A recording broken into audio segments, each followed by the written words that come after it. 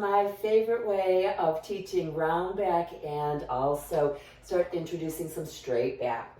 So place your feet underneath the strap wide and the arches of your feet into the wood of the frame. Now just push those legs to straight. So I'm on a red and a blue, and then we're going to reach those arms up. Very important to find your alignment of head over rib cage over pelvis. A lot of people are leaning back, so make sure you got your vertical. From here, inhale three-dimensionally into those ribs. Exhale, scoop and roll back. This is not the work. This is just to get into position. So make sure your navel is in, the space is small, and there's a tuck under. Here comes our work. Inhale, breathe into your ribs, into the sides and into your back. Do not lose that abdominal brace. Exhale, use your tummy and find that reach forward. Now inhale into the ribs and into your back. And now exhale, stack it up to vertical. You should have felt your core. Exhale, get into the round back position. Navel in, space small, tuck under, C shape. Now breathe under that abdominal brace, so into your sides and into your back. Exhale that air and try not to collapse. Instead, try to have a nice even arc through your spine and stack it up. Nice. So I hope you're feeling how this is working your core and also working on flexibility of your spine, right? So it's an even arc here. Inhale into your ribs and into your back without blowing into your belly too much. And then exhale and we stack up. Very good. And then from here, we're just going to go ahead and place that stick down. We'll take our feet out from underneath those straps.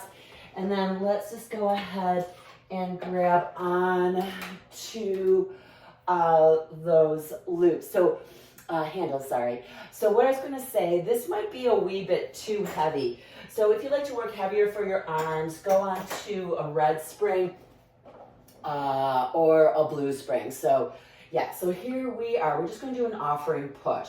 So we're sitting up vertical. So this is straight spine. Try not to be here. You see how that is not so great for my shoulder position. So I'm starting to work right in this position. Inhale three-dimensionally, not too much into your belly. That's the path of least resistance. Exhale, and we offer slightly high. Inhale as you slowly return to be at your sides. And then exhale, very good. I'm not going to do a whole series. Just want you to get a sampling, and then you can start to incorporate these ideas. So I probably shoot for about 10 nice and slow like that.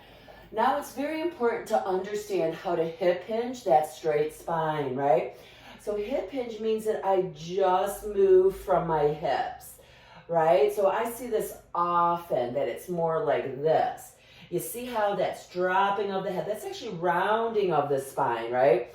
So the great thing, when you find a good hip hinge, you should feel the low tummy activate naturally. So now I'm in my hip hinge, and then I'm going to bring my arms up. Yeah, so I'm not touching my temples, but I'm about 4 inches away. So from here, inhale three-dimensionally, and exhale as you push, try to maintain, and then return. You see how I'm maintaining straight back, right? So my gaze is out towards that lowered foot bar. Yeah, and then you can shoot for about 10 of these. Once again, I'm not going to go through all of them, just giving you some ideas as to how you can start to incorporate some straight back. And then I'm going to go ahead and put that spring back on, and then we'll put my feet in underneath again, coming forward. And then the great equalizers is just to push those legs to straight. And then from here, we're just going to work on a twist, and then we'll do round back with twist. Right, so my legs are nice and straight. I'm rooted through my sits bones and both arches of my feet.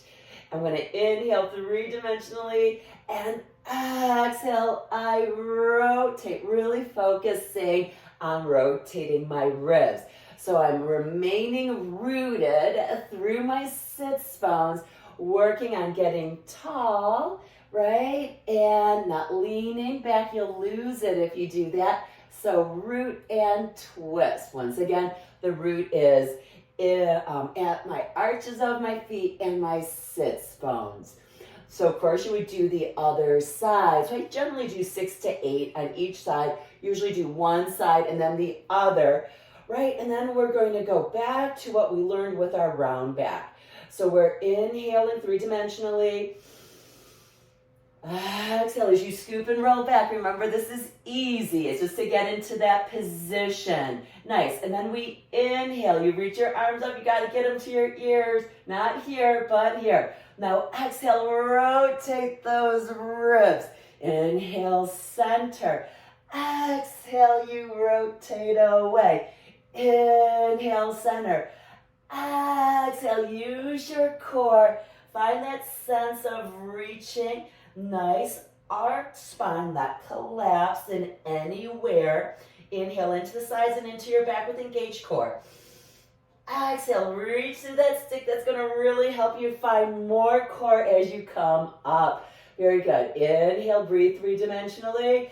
And exhale as we scoop and roll back. So get that core in, engage here. This is easy, but here comes work. We're breathing under that abdominal brace. The arms need to get to your ears. Now exhale and twist.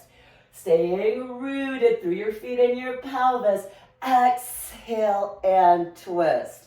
Inhale. Exhale that air. Have that sense of reach. Inhale into the ribs and into your back.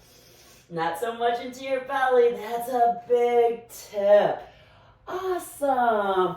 And give that a try and see how your clients like really remembering to breathe three-dimensionally. Once again, not so much into the belly. That happens very naturally. But find those lateral ribs and breathing into the back of the body. And then remember, keep it engaged. Inhale is work for both your abs and your diaphragm. Keep checking back for more Pilates tips and let everyone know about Hooked on Pilates.